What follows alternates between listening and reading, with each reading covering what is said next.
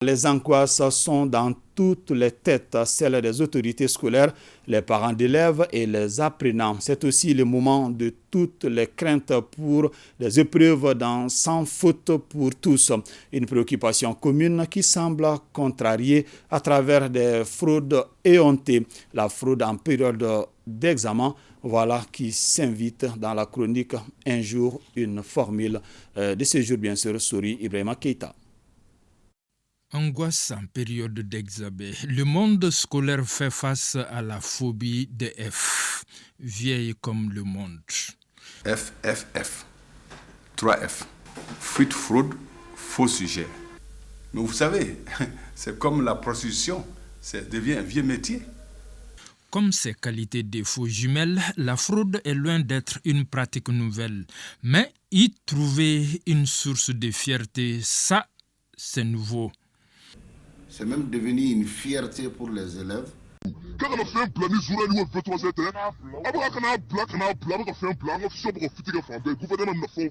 on a faire. Les résultats que nous avons eu à obtenir à travers les fraudes, la plupart sont des résultats biaisés, qui ne reflètent pas le niveau réel de l'apprenant.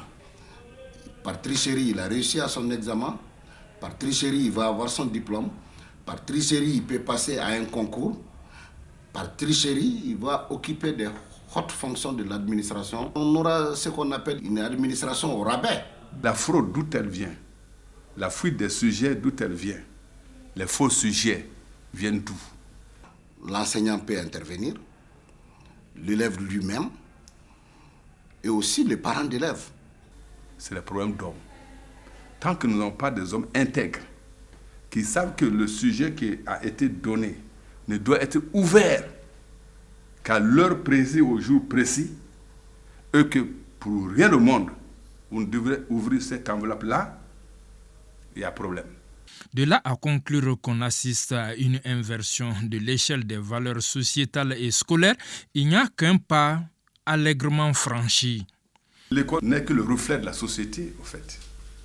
Les gens avaient honte sous le régime de Modibo Keïta. Les gens avaient peur sous le régime de Moussa Traoré. Aujourd'hui, les gens n'ont ni honte ni peur. C'est un problème de société. Très inquiétant pour la société. Et tout le monde est nommé. Certains même pensent qu'ils sont au-dessus de leur directeur, si bien que le produit que nous voudrons avoir, qui est le produit de la probité, le produit de la sincérité, de l'honnêteté, souvent nous passe à côté pour des problèmes peut-être géopolitiques. Il y a une lueur d'espoir. Ce n'est pas irréversible. On peut combattre, on est en train de combattre ces fléaux.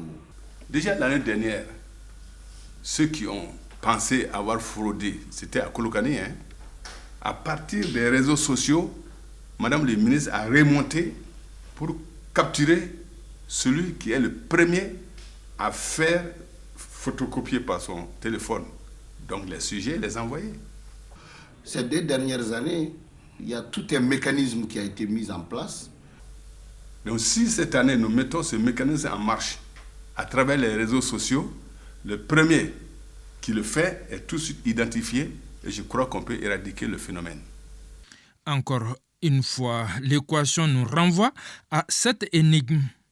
Entre la poule société et l'œuf école, lequel fera l'autre à son image?